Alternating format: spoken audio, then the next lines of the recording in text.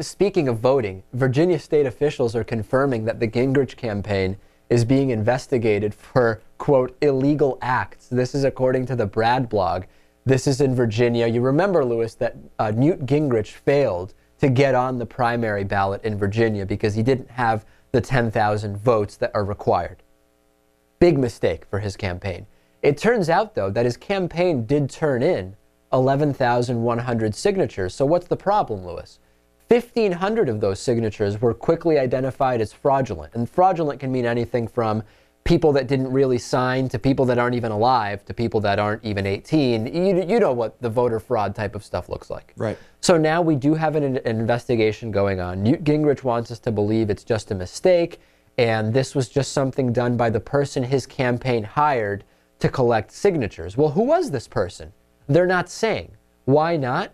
I mean, it would be very easy to scapegoat this lazy minimum wage signature collector instead of letting the entire campaign get a black eye, wouldn't it? But this is always what happens. It's never the person running who is responsible for anything. It's always people. No, but that's what I'm saying. The way it's standing now, because they're declining to say who it was that did this, it's giving the entire campaign, including Gingrich, kind of a black eye.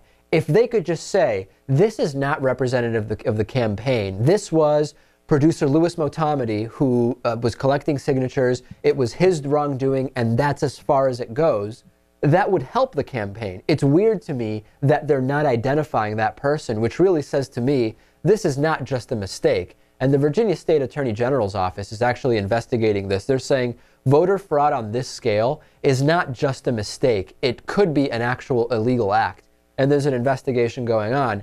How are conservative media covering this, especially in light of the incessant coverage of the mistake that Acorn made with their voting registrations?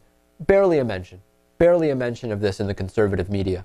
Right. Well, I have to say, I really have no idea who is held accountable legally when something like this happens. I mean, if it's just someone who decides to do this on their own, knowing that there wouldn't be enough votes, there's no communication between the people higher up in the campaign.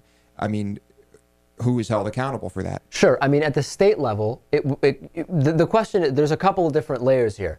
Can you and do you charge the individuals who collected the false signatures? That's question number one. Question number two is, do you kick Gingrich off of the Virginia ballot? Well, he's already not on it. Right. Question number three is, does this go higher to federal election law?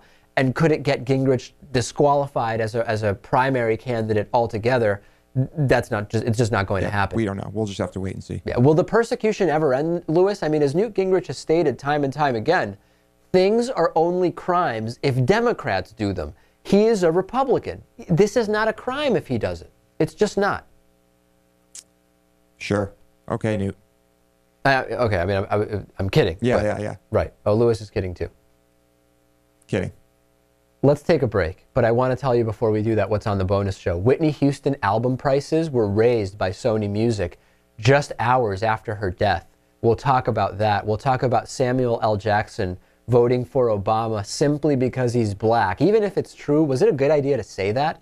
And we'll also talk about some Sacramento budget cuts affecting the homeless. DavidPakman.com/birthday. Free t-shirt with a yearly membership like the one I'm wearing, or different color or different size, up to you. Back after this. The David Pakman Show at davidpakman.com.